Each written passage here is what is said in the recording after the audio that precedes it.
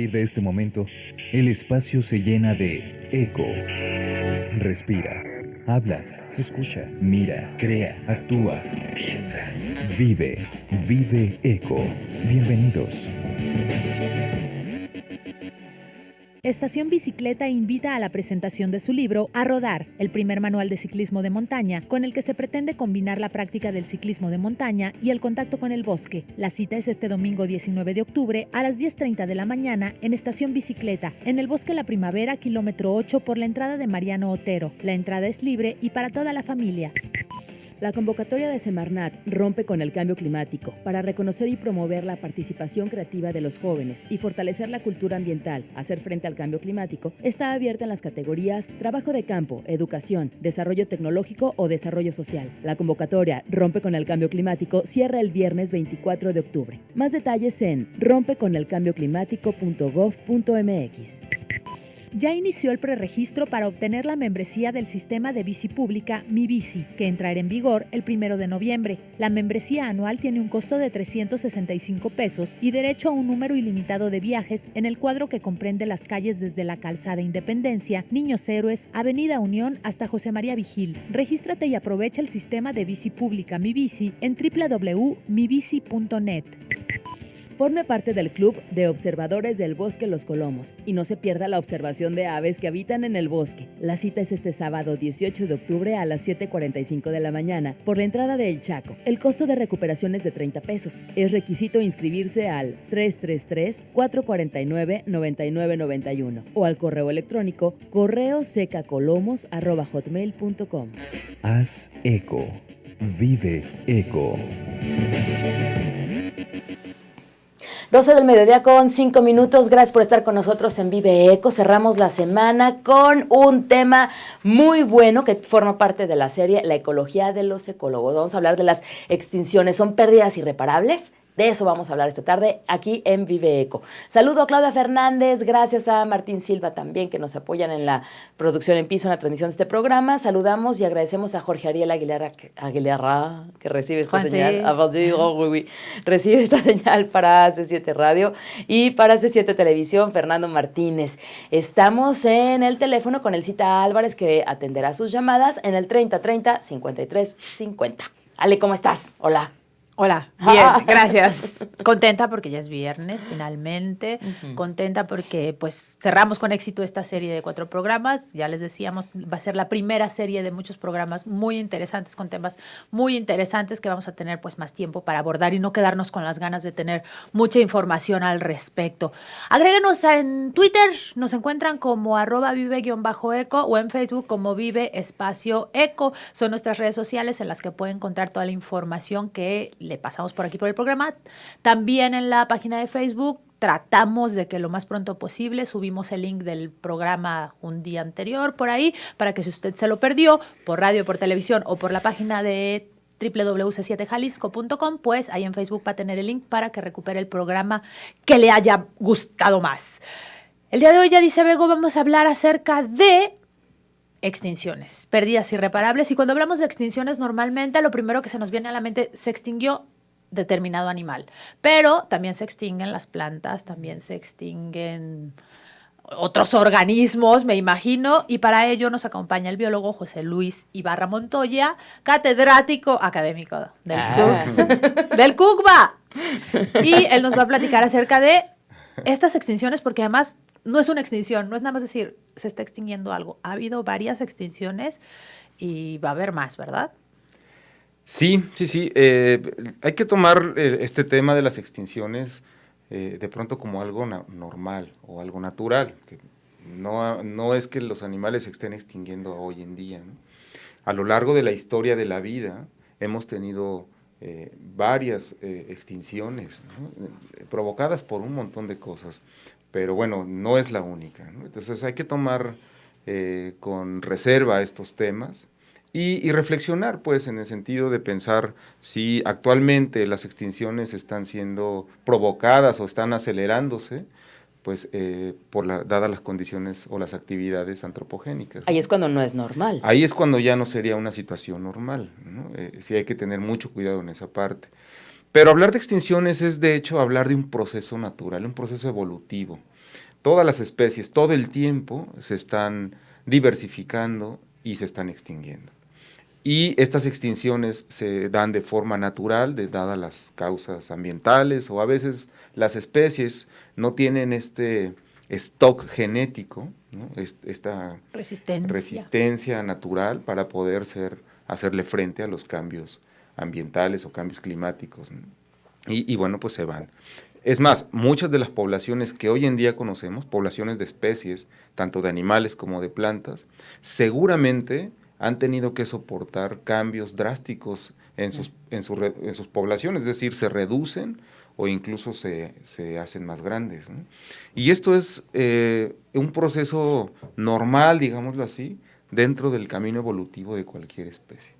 O sea, no satanicemos este asunto de las extinciones, aunque sí hay que tener mucho cuidado cuando en la extinción hay una relación directa con las actividades humanas, ¿no? ¿Y extinción del ser humano es normal también? ¿Forma parte de estas evoluciones? Ajá, sucederá. Sí, bueno, hay porque de eso no ha sucedido. Autores, hay muchos autores que incluso pronostican, ¿no? Extinciones cercanas de los humanos. Recordemos que los humanos, como nos conocemos ahora, ¿no? La especie Homo sapiens, nosotros derivamos de grupos homínidos que en algún momento se han extinguido también, ¿no? Bendito Dios y tus blasfemias. Sí, José Luis. No, aquí no puedes decir, no te creas, claro que sí. Y Adán y Eva. Por algún momento. Ok, no es burla, no es burla. Digo, son diferentes corrientes, ¿no? O sea, científica y la religiosa, pues. Sí, bueno, ya no sé qué decir. No, continúa. Nosotros como Homo sapiens descendemos de otras especies. De otras especies. ¿no? De otras especies. Tenemos una divergencia en ese sentido con otras especies. Y a lo largo también, digamos, de la especie de la cual formamos parte, la especie homínide, bueno, pues hay otros grupos también de homínidos que se han quedado en el camino. Y se han quedado, pues, dadas estas circunstancias que les comento antes, ¿no? De pronto no tienen tamaños poblacionales adecuados para poder sortear las condiciones a veces no favorables, ¿no? Que se les presenta en el medio. A veces por conflictos, a veces enfermedades. Hay un sinfín de factores que estarían involucrados en la extinción de cualquier especie, ¿no? Claro. Ahora, pensemos en extinción desde el punto de vista poblacional. No la veamos desde el punto de vista de un organismo, ¿no? Porque los organismos todo el tiempo se mueren, pues. Y cuando se mueren, pues su stock genético finalmente ahí queda, ¿no? Pero pensemos en extinciones de especies a nivel poblacional, donde sí es necesario pensar en que toda una población no la volvemos a ver, ¿no? O no se vuelve a registrar, que esa sería la manera más formal de decir que una especie se extingue o no. José Luis, vamos a nuestro único corte, el de las 12:12. Estamos hablando acerca de las extinciones, si son pérdidas irreparables, todo lo que se extingue, pues me imagino que pues no está padre que ya no, como dice José Luis, que ya no haya registro. Ahorita regresando al corte, nos platicas acerca de los tipos de extinciones que ha habido y pues ya decíamos las que va a haber. Estamos en su programa Vive Eco, comuníquese al 3030-5350, denos su opinión. ¿Conoció alguna vez usted algún animal, alguna planta, alguna especie que se haya extinto y que ya no la ve por ahí? Comuníquese con nosotros y denos su punto de vista. Estamos en Vive Eco, ahorita regresamos. Haz eco. Vive eco. Haz eco.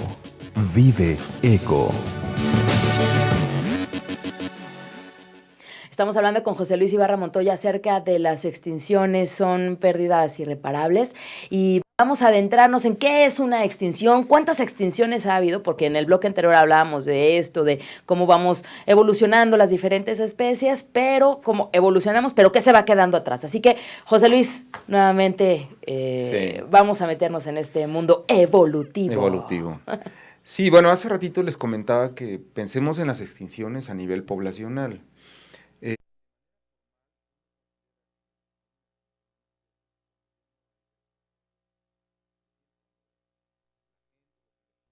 Los grupos de los naturalistas o los grupos de exploración dejan de ver a estos animales, ¿no?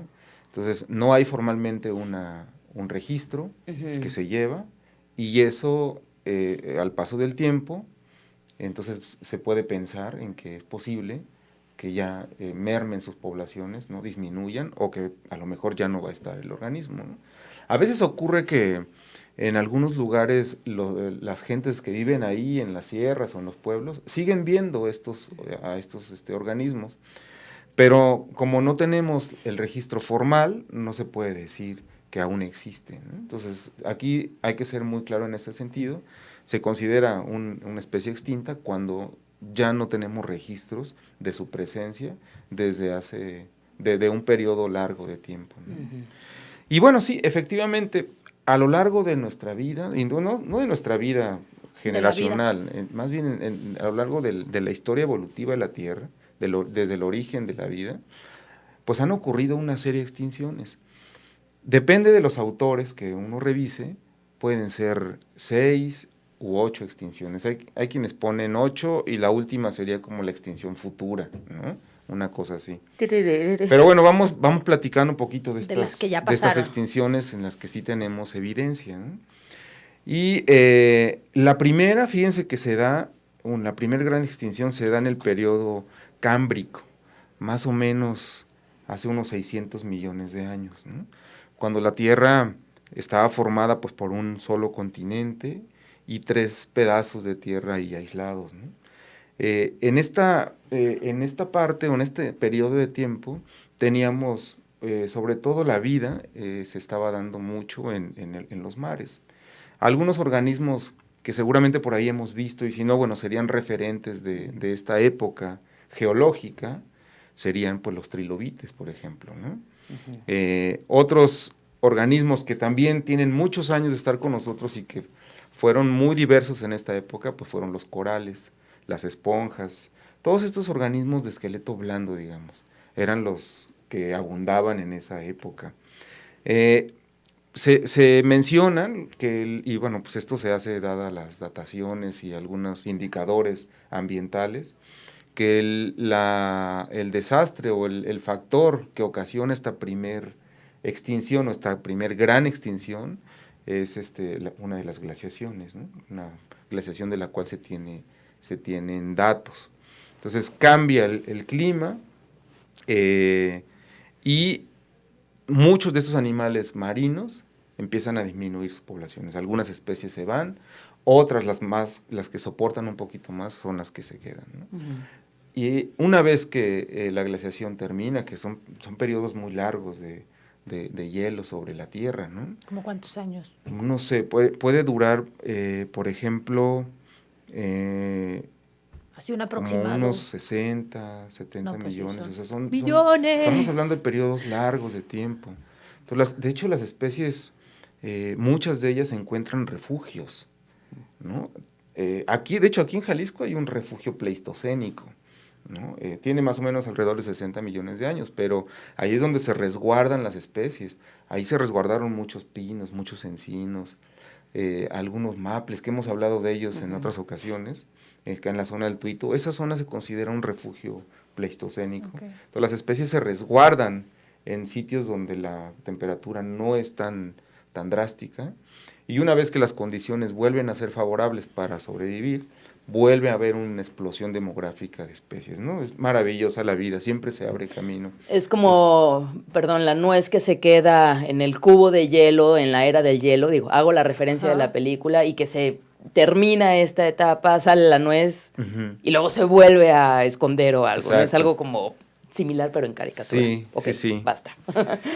Hay una segunda extinción por ahí del periodo Ordovícico, más o menos hace 440 millones de años.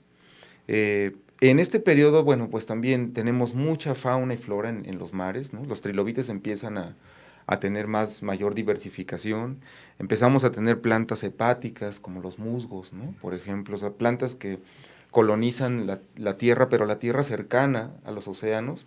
De hecho, es donde la temperatura se vuelve más cálida y permite que se lleve a cabo la vida, ¿no? Vuelve otra vez a ocurrir una segunda glaciación. Aquí dura, fíjate, más o menos alrededor de 1 millón de años la glaciación. y esto vuelve otra vez a disminuir las poblaciones de especies, ¿no? Todas aquellas que habían diversificado en el mar se vuelven nuevamente a disminuir, y nuevamente, como les cuento hace rato, las especies buscan estos espacios donde pueden resguardarse, mientras las condiciones vuelven a ser favorables.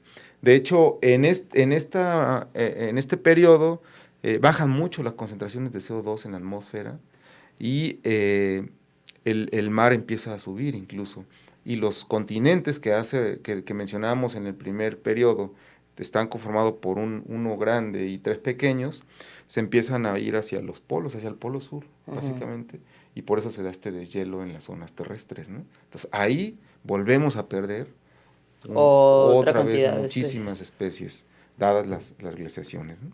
Estamos en Viene la tercera. una tercera. No, la cuarta, ya vamos en la cuarta. No, la Vamos en la ¿Apenas tercera. Ah, perdón. La tercera gran extinción, que se da en el Devónico tardío, más o menos hace 360 millones de años.